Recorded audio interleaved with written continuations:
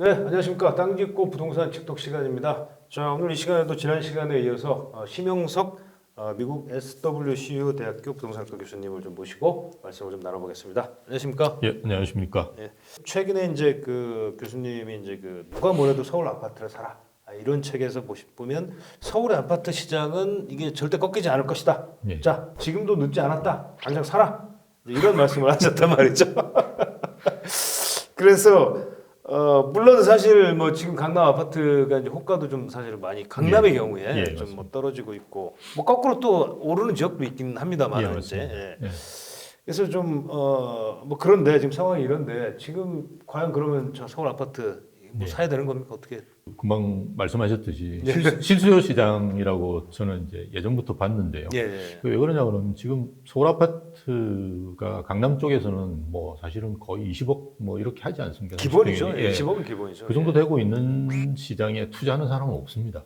제 주변의 투자자분들이 대부분이 한 1억 투자해서 뭐 몇천을 벌거나 1억을 버는 뭐 이런 형태의 투자를 하지 20억짜리 아파트를 투자용으로 사놓으신다. 이거는 상당히 뭐 몇백억 들고 계신 분 아니고 그렇죠. 사실 힘든 참, 상황이에요. 예, 예. 그래서 대부분이 이제 그런 쪽이고요. 나머지 이제 저희가 서울에서도 조금 저렴한 아파트들도 꽤 있죠. 이제 이런 아파트를 최근에 이제 30대 분들이 많이 사시는데요.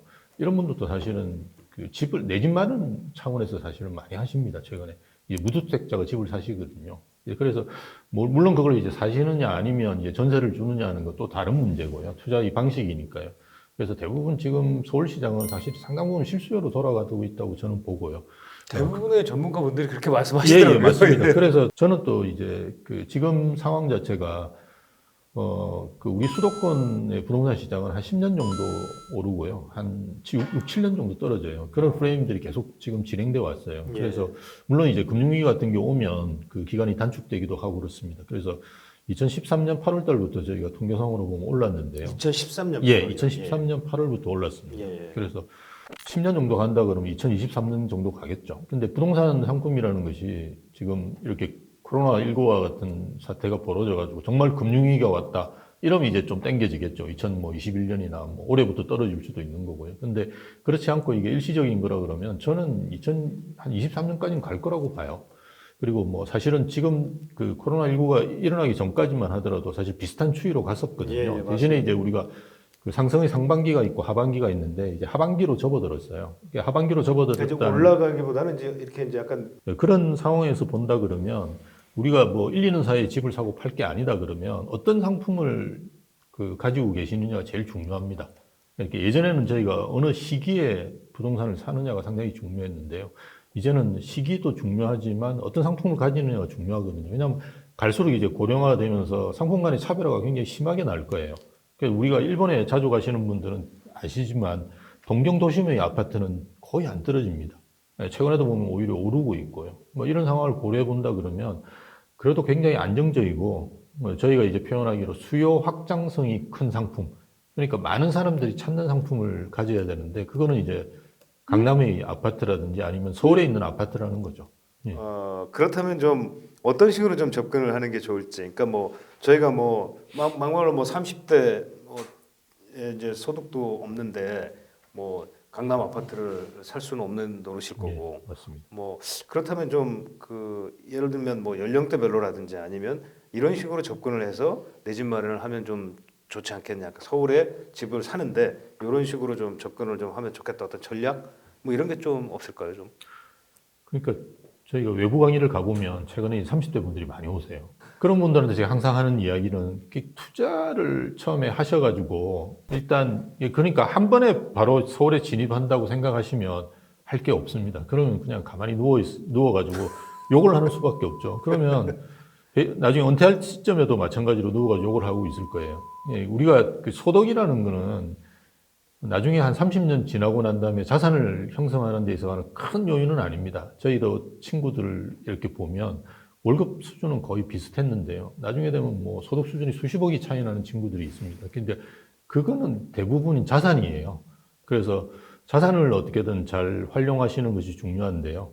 처음부터 서울에 있는 10억짜리, 20억짜리 아파트를 사신다는 건 불가능해요. 그렇다 그러면 아까도 말씀드린 폭넓게 보시라는 거예요. 그래서 아까도 우리가 계속 이야기하지만 해외 부동산이냐 국내 부동산이냐 또는 뭐 그 주거형이냐 수익형이냐 지방이냐 서울이냐 그죠? 이런 식으로 계속 고민하시면서 자기한테 맞는 상품을 찾아 나가시는 게 중요하거든요. 그래서 아니 뭐 몇천만 원 투자가 몇천만 원 번다. 은행에 가셔가지고 저축해 보십시오. 그게 가능한 일인지.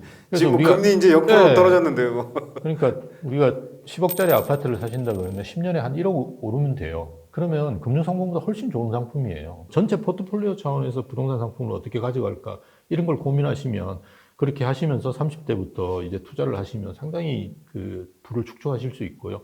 그렇게 하신 다음에 나중에 이제 안정적인 상품으로 들어오시는 게 좋고요. 그렇다 그러면 제가 볼 때 40대는 충분히 서울에 들어오실 수 있어요. 예, 본인의 노력만으로도 그렇게 가능하고 아마 베이비 부모도 대부분 그렇게 하셨었어요. 예, 그래서 본인들이 이제 지나가고 나니까 이제 뭐 자산이 많으니까 폼 잡고 있는데요. 예전에 다 그렇게 해주셨어요. 개인적으로 그러니까 좀 그러니까 저 교수님 보시기에는 뭐 향후 10년을 좀 얘기하는 그럴까? 뭐 하여간 향후에 가장 좀 뭐라고 해야 될까? 주목받을 만한 가장 좀 집값을 진짜 선도할 만한 지역 아니면 가치가 있는 지역 그런 지역을 굳이 서울 내에서 꼽아본다면 좀 어디를 좀 꼽아볼 수 있을까요? 저는 뭐 특정 지역보다는 그러니까 지금 우리 그 대표님 말씀하신 지역들이 어떤 지역이었냐 그러면 그 과거에 제일 좋았던 데 대치동이었습니다. 어떤 하나의 그렇죠. 키워드 같은 게 있는 압구정과 거죠, 맞습니다. 그러니까. 그러니까 압구정 대치동 이런데 이런 지역보다는 최근에 이제 반포라든지 그죠. 개포 쪽으로 옮겼던 이유를 가만히 생각해 보시면 새 아파트가 대거 들어서는 지역들이에요. 예. 그러니까 과거에 이제 우리가 참여정부 때 아파트 가격 상승기 때는 이게 새 아파트가 별로 인기가 없었었어요. 물론 뭐 이렇게 가성비도 좋고 인기가 있은 측면도 있었지만 우리가 그 당시에는 뭐 새집 증후군 이런 이상한 말도 있어. 오히려 1년 전세 줘야 된다. 네, 맞습니다. 예. 2년 뭐 2년 이렇게 전세 전세 줘야 주고 된다. 2번 돌리고 들어가시는 분도 예. 계셨고요. 뭐 이렇듯이 새 아파트에 대한 수요가 지금만큼 그렇게 폭발적이는 않았어요. 근데 지금은 엄청나게 폭발적입니다. 그 이유는 뭐 새 아파트 자체가 많지 않고요, 서울에. 그래서 또 이제 30대라든지 40대 젊은 층들이 대부분 이제 가성비를 많이 따지시면서 새 아파트를 즐기시고 선호하시고 이러다 보니까 새 아파트에 대한 인기가 굉장히 크거든요. 그래서 뭐 올해만 하더라도 이제 새 아파트가 입주하고 있는 고덕지구라든지 뭐 신길 뉴타운 이런 데가 이제 대부분 굉장히 이제 인기더라고요. 그 정착이 거의 다 끝납니다. 이제 한두 단지 아니고는 대부분 이제 그 재개발 사업들이 끝나는 데예요. 그리고 뭐 그 잘 모르시겠지만 서울에 항동지구라고 있어요. 항동이요. 예, 항동이라고 있어요. 저 구름 쪽인데요. 예, 구로 항동. 저 일산 쪽이 향동 말고요. 그 항동이라고 있어요. 이런 데들도 보면 공공주택도 있고 이제 민간 쪽에도 했는데 어쨌든 뭐 공공에서 개발한 사업인데요. 뭐 거기도 보면 이제 대부분 다 들어가지고 정착을 해요.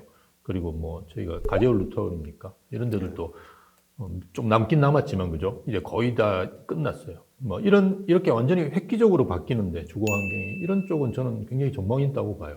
앞으로 왜냐하면 어차피 그 재개발 뭐 재건축 사업들을 지금 정권에서는 대부분 허락을 안 하고 있으니까요. 계속 꽉 계속 막아놓고 막아놓고 있으니까, 있으니까 예. 이 진척이 굉장히 느릴 겁니다. 입주 5년 이내의 아파트, 새 아파트가 비중이 비중이 그 서울은 거의 5%대로 떨어졌어요. 그렇다 그러면 이제 앞으로 계속 떨어지면 떨어졌지 이게 올라가지는 않을 거거든요. 그렇다 그러면 금방 말씀드렸던 거는 특정 지역이긴 하지만 또 완전히 탈바꿈되는 지역. 고덕지구를 제가 한 달 전쯤 갔다 왔는데요. 예. 완전 천지개벽을 했어요. 가보시면 뭐 아르테온하고 뭐 이런 데 가보시면 정말 완전히 아파트촌은 완전히 천지개벽을 했거든요. 뭐 이런 지역들은 저는 상당히 그 장기적으로도 전망이 있다고 봅니다. 그리고 최근에 이제 그 아파트 입주의 추세를 보면 예전에는 아파트가 대거로 입주하는 단지들은 가격이 떨어졌었어요. 그러니까 공급 물량이 많으니까. 최근에 했던데 뭐 저 어디죠? 가락동에 뭐 그 헬리오시티라든지 헬리오시티, 이런 데도. 그런데 그 과거에 비하면 최근에 이제 헬리오시티도 그렇고 조정을 좀 적게 받고요. 그리고 최근에 들어오는 단지는 오히려 가격이 오릅니다. 고덕지구 같은 경우는 올랐어요. 그러니까 이게 뭐 헬리오시티 뭐 학습 효과라는 말까지 생길 정도인데요. 근데 사실은 헬리오시티 학습 효과보다는 새 아파트에 대한 열망이 굉장히 큰 거죠. 예, 그러니까 아파트는 계속 넣어야 되는데 새 아파트는 계속 줄어들고 이런 상황이기 때문에 어쨌든 대단지로 새 아파트가 들어오는 것은 저는 전망이 있다고 봐요. 서울 쪽에서. 사실은 고덕지구도 서울 동쪽 거의 끝입니다. 가보시면. 과거에는 진짜 거기는 거의 그- 서울이라고 안 예, 봤을 지금, 정도였는데. 그 지금 사시는 분들은 죄송하지만 그 뭐 고인돌이나 보러 가는 였는데요. 거기가 지금 완전 천지개벽을 된 거거든요. 네. 그러니까 그렇게 서울이 끝지역에도 물론 강남 4구라고 해서 저희가 좀 긍정적으로 보는 측면은 있지만 어쨌든 그게 왜 그렇게 주목받느냐라는 건 새 아파트가 대거 들어서기 때문입니다. 그래서 그런 지역들을 오히려 고르시는 것이 저는 좋다고 봅니다. 대신에 이제 저도 이제 마곡 지역에 살고 있는데요. 신정 뉴타운 있어요. 목동 말고 예, 신정 뉴타운이 예, 있는데 예, 예. 거기는 한 반 정도 했고요. 반은 신정 남았어요. 뉴타운. 신정 예, 뉴타운이 예, 있습니다. 예. 신정 뉴타운 같은 경우는 뭐 괜찮긴 하지만 거기도 한 반 정도는 남았거든요. 아직 그 재개발 추진이 안 된 단지들이 많아요. 예. 그런 데보다는 그런 데가 제가 나쁘다는 말은 아니고요. 그죠? 그러니까 완전히 이제 거의 다 돼가지고 한두 단지 정도만 사업만 남아있는 이런 지역들이 저는 훨씬 매력적이다. 그렇게 봅니다. 왜냐면 강남이 결국은 지금 재건축이 꽉 막혀 있고 뭐 어차피 이 정부에서 재건축이 된다는 보장은 거의 없다고 보고 그리고 일부 또 이미 저층 아파트 재건축은 다 끝난 상태 아닙니까, 그죠? 그렇죠. 남아 있는 그 재건축도 그다지 뭐 물론 이제 잠실 뭐 이런 데가 있고 압구정이 있지만 압구정이 언제 될지 이거는 뭐 알 수 없는 상황이다 보니까 그러면 강남에 대한 인기도 좀 많이 좀 꺾일 수도 있지 않을까요? 그러면 맞아요. 새 아파트 아닌 부분은 조금 진전은 좀 느리겠죠. 그렇지만 강남은 또 나름대로 그 기대만으로도 오르는 게 있지 않습니까? 그렇죠. 그러니까 이게 뭐 추진위원회만 구성돼도 그 영향들이 상당히 크거든요. 그래서 우리가 생각할 때는 강남이라는 것이 헌 아파트가 많기 때문에 떨어지다. 저는 떨어질 거로 보지는 않고요. 일단 새 아파트가 이제 훨씬 더 이제 주목은 많이 받겠지만 주도권 자체가 이제 좀 맞습니다. 옮겨갈 것이다. 이렇게 볼 수 있겠네요. 그렇죠. 예. 이제 말씀드렸듯이 압구정 대치동이었다가 지금 반포에서 그죠.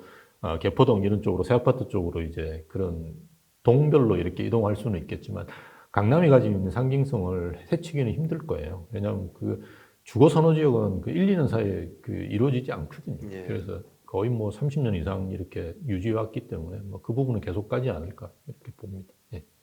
그렇다면 좀 우리가 또 주목받고 있는 데 중에 하나가 이제 용산인데 그 용산 같은 경우는 말은 지금 굉장히 많은데 사실 저도 이제 제 집을 이제 다니다 보면 이제 직장 출퇴근하다 보면 용산을 계속 거쳐야 되는데 근데 사실은 물론 이제 조금 많이 바뀌긴 했어요. 한강대로를 따라가지고 사실 좌우로 지금 고층 주상복합들이 사실 많이 들어서고 있기는 한데 그렇다고 해서 딱히 여기가 이렇게 엄청 좋아졌다 이렇게 사실 저는 이제 보기는 아직은 좀 어떤 눈에 확 들어오는 변화는 잘 못 느끼겠더라고요. 근데 어떻게 보십니까? 저는 용산이라든지 도심이죠. 정확하게 그렇죠. 이야기하면 도심이죠. 우리가 예, 사실 예. 3대 도심이라고 그러면 예. 강남, 광화문, 여의도 이 3대 도심을 이렇게 이야기하는데요. 3대 도심이라는 게 직장이 가장 많은 데입니다. 그죠? 근데 우리가 광화문이라든지 여의도 같은 경우는 아파트가 조금은 있지만 사실은 여의도는 상당히 많이 낡았고 이제 재건축을 하지 않으면 신규 수요를 확보하기가 쉽지가 않은 데고요. 광화문 같은 경우는 이제 거의 없습니다. 경유자이 아니고는 그죠. 대단지로 새 아파트 들어서는 게 거의 없습니다. 그러다 보니까 마포가 이제 상상을 초월할 정도로 많이 올랐어요. 마포는 이제 약간 좀 도심의 겹불쬐기 같은 약간 그런 느낌인데 여의도하고 광화문 중간에 있지 않습니까? 그리고 대단지지 않습니까, 그죠? 이러다 보니까 마포가 엄청 올랐어요. 직주 근접이라는 게 지금 젊은 분들한테도 굉장히 매력적인 부분이고요. 용산은 거의 강남 수준으로 갈 거다라고 보는데요. 저는 장기적으로는 그렇게 될 거라고 봐요. 그렇지만 어쨌든 도심이라는 측면을 고려해 본다 그러면 용산이라는 부분은 상당히 저는 긍정적이고 매력적인 측면이 있다라고 봅니다. 끝으로 그러면 지금 서울의 아파트 물론 아까 이제 말씀하신 어떤 상품을 사는 게 더 중요하다고 말씀을 하셨지만 그래도 시기도 또 궁금해하실 거란 말이죠. 지금 이제 조금 금액 같은 게 만약에 아까 지난 시간에도 나올 수가 있으니까 혹시 그런 걸 좀 사는 게 좀 나을지 아니면 그냥 조금 더 기다리는 것이 좋을지 어떨까요, 좀?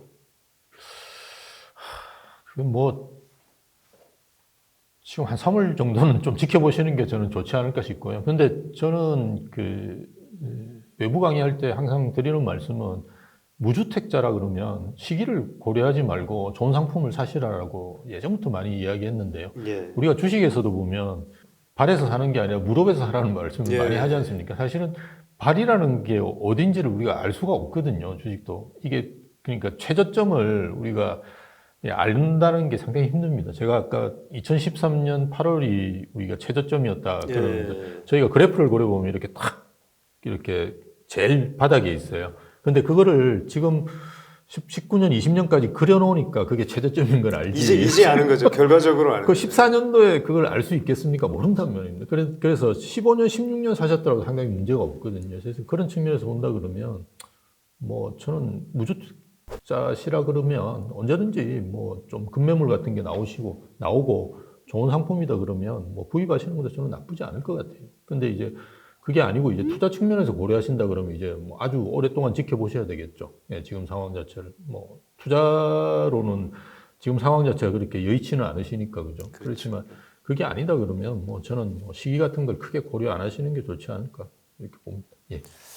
네, 오늘도 심영석 교수님 모시고 상당히 좀 엑기스 있는 말씀을 좀 많이 들어본 것 같습니다.